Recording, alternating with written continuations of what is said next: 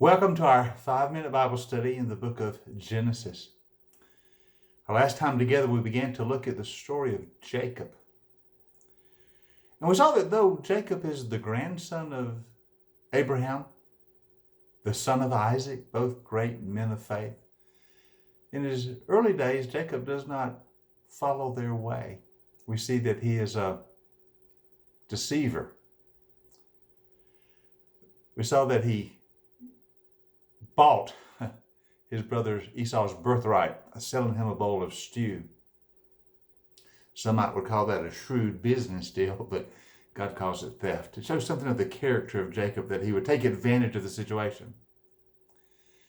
And today we want to look at the next episode in Jacob's life, which shows even more what a deceiver he was. We find it in Genesis chapter 27, when Jacob steals his brother's blessing. Now Isaac has grown old, he has lost his eyesight, he's practically blind. And he calls his son Esau in, and who's the oldest, by just a few minutes of course, but still the elder. And he says, I'm going to bless you. Go out and hunt some game. Make it like I prepare it the way I like. You know how I like it. Bring it back the meal, and then I will bless you. So Esau does. But Jacob, in connivance with his mother Rebekah, decides to steal his brother's blessing. He disguises himself as Esau, fakes his voice, and goes in. Because Isaac is blind, he is fooled by the deception, and he gives Jacob the blessing. And then Esau comes. That's where I want to pick up the reading. When Esau comes to receive the blessing that was promised to him, his father asked him, "Who are you?" He answers, "I am your son, your firstborn Esau." Isaac trembled violently and said, "Who was it then that hunted game and brought it to me? I ate it just before you came. I blessed him. Indeed, he will be blessed." When Esau heard his father's words, he burst out with a loud and bitter cry and said to his father, "Bless me too, my father." But he said, "Your brother came deceitfully. He took your blessing." Esau said, "Isn't he rightly named Jacob? This is the second time he has taken advantage of me. He took my birthright. Now he's taken my blessing. Oh, haven't you reserved a blessing for me, my father?" And Isaac answered Esau, "I have made him lord over you. I've made him all of his relatives his servants. I've sustained him with grain and new wine. What can I do for you, my son?" Esau said, "Do you not have one blessing for me, my father? Bless me too, my father." He wept aloud.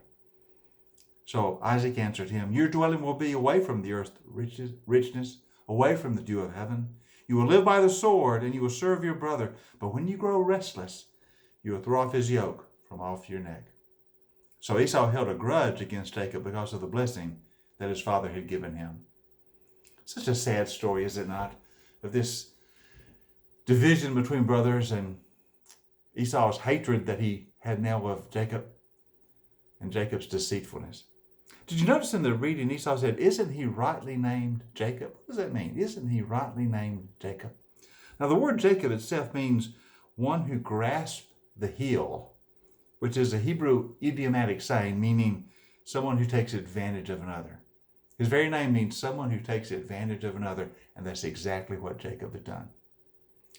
Now, because of this deception, as the story goes on, Esau's hatred of Jacob grows even to a murderous rage, and Jacob's going to be forced to leave his home and travel back to Mesopotamia to live with his mother's relatives. He'll be away for many years because of the sin he had done. But it was his own fault, was it not? He has brought upon himself these consequences. But what I want you to see today is that Jacob was a deceiver, he was a liar, he was a cheat. He was not a man of God. But God's not done with him. God is chasing him. And in our next session, we're going to see how God begins to run him to ground. In our next session, we're going to see God's first encounter with Jacob. And we're going to see the power of God to save even those who are running far from him. Jacob was running from God. He was running from the God of his father Isaac and the God of his grandfather Abraham, but God was chasing him.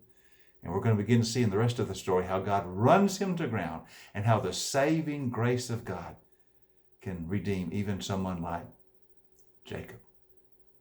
You know what hope that gives to me? Because sometimes in my life I run from God. There have been times when I ran away from God wanted for me.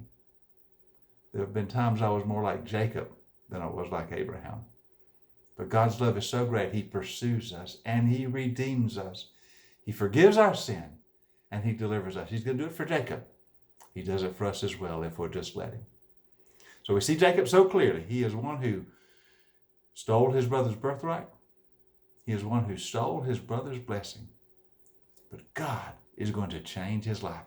And we'll begin to look at that next time as God encounters Jacob and begins to turn him around by the grace of salvation. I'll see you next time.